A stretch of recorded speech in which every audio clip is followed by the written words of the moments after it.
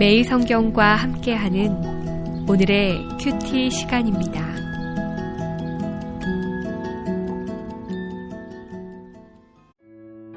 (7월 22일) 오늘의 말씀은 에스겔 8장 1절에서 18절입니다.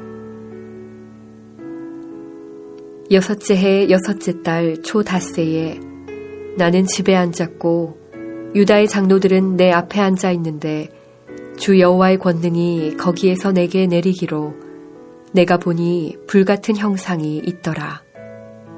그 허리 아래의 모양은 불 같고 허리 위에는 광채가 나서 단 쇠 같은데 그가 손 같은 것을 펴서 내 머리털 한 모슴을 잡으며 주의 영이 나를 들어 천지 사이로 올리시고 하나님의 환상 가운데에 나를 이끌어 예루살렘으로 가서 안뜰로 들어가는 북향한 문에 이르시니 거기에는 질투의 우상, 곧 질투를 일어나게 하는 우상의 자리가 있는 곳이라. 이스라엘 하나님의 영광이 거기에 있는데 내가 들에서 본 모습과 같더라. 그가 내게 이르시되 인자야 이제 너는 눈을 들어 북쪽을 바라보라 하시기로 내가 눈을 들어 북쪽을 바라보니 제단문 어기 북쪽에 그 질투의 우상이 있더라. 그가 또 내게 이르시되 인자야 이스라엘 족속이 행하는 일을 보느냐. 그들이 여기에서 크게 가증한 일을 행하여 나로 내 성소를 멀리 떠나게 하느니라. 너는 다시 다른 큰 가증한 일을 보리라 하시더라. 그가 나를 이끌고 뜰 문에 이르시기로 내가 본즉 담에 구멍이 있더라. 그가 내게 이르시되 인자야 너는 이 담을 헐라 하시기로 내가 그 담을 허니 한 문이 있더라. 또 내게 이르시되 들어가서 그들이 거기에서 행하는 가증하고 악한 일을 보라 하시기로 내가 들어가 보니 각양 곤충과 가증한 짐승과 이스라엘 족속의 모든 우상을 그 사방 벽에 그렸고 이스라엘 족속의 장로 중 70명이 그 앞에 섰으며 사반의 아들 야하사냐도 그 가운데에 섰고 각기 손에 향로를 들었는데 향연이 구름같이 오르더라. 또 내게 이르시되 인자야 이스라엘 족속의 장로들이 각각 그 우상의 방한 어두운 가운데에서 행하는 것을 내가 보았느냐.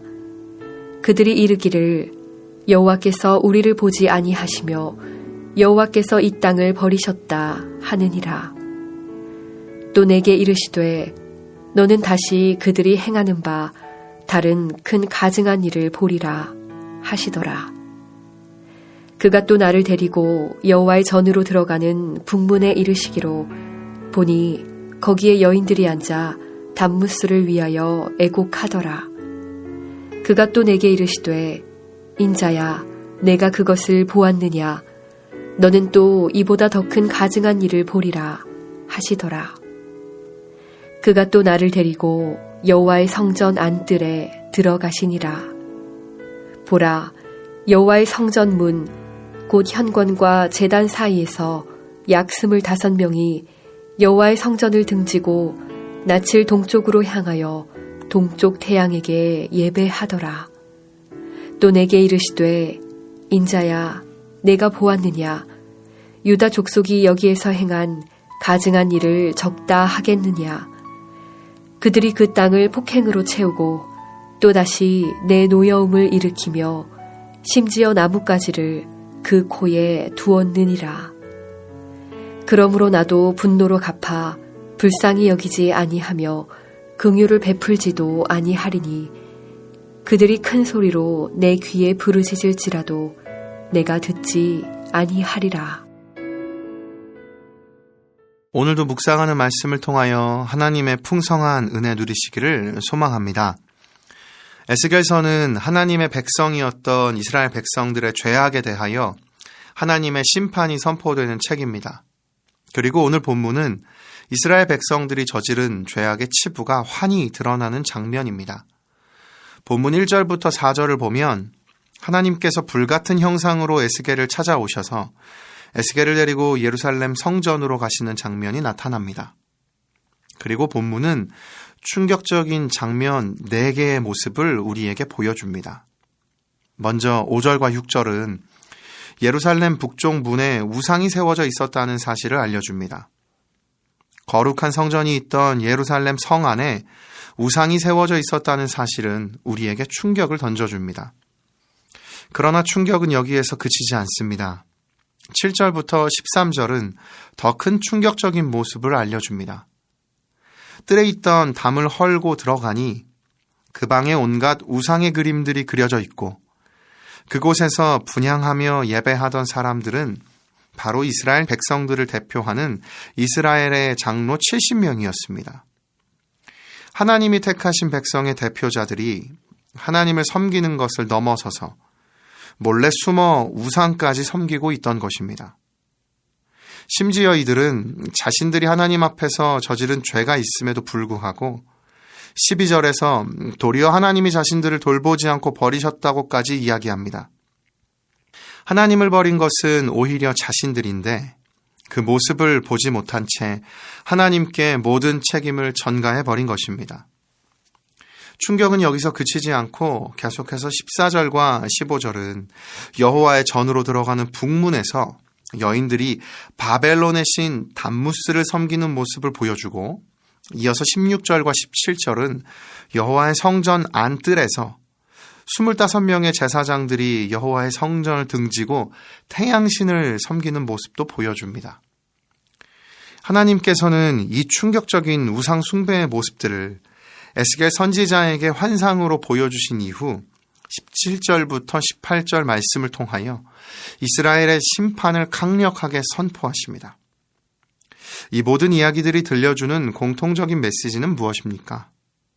그것은 이스라엘의 거침없는 타락입니다.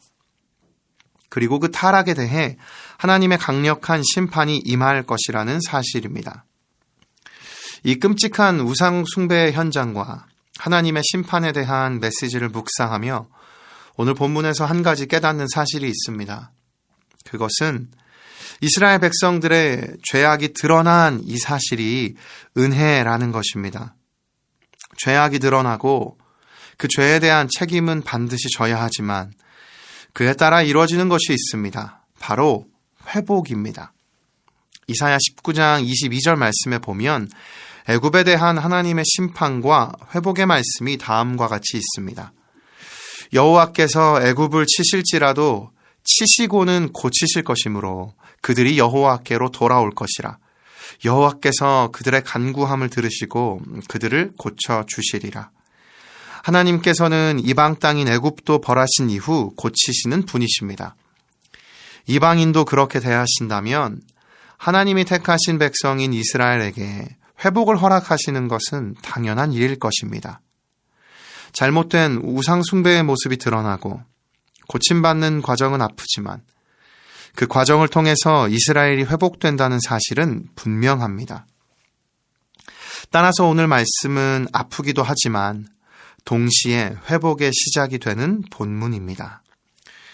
오늘 말씀을 통하여 우리에게도 이스라엘의 모습이 있는지 살펴보기를 원합니다.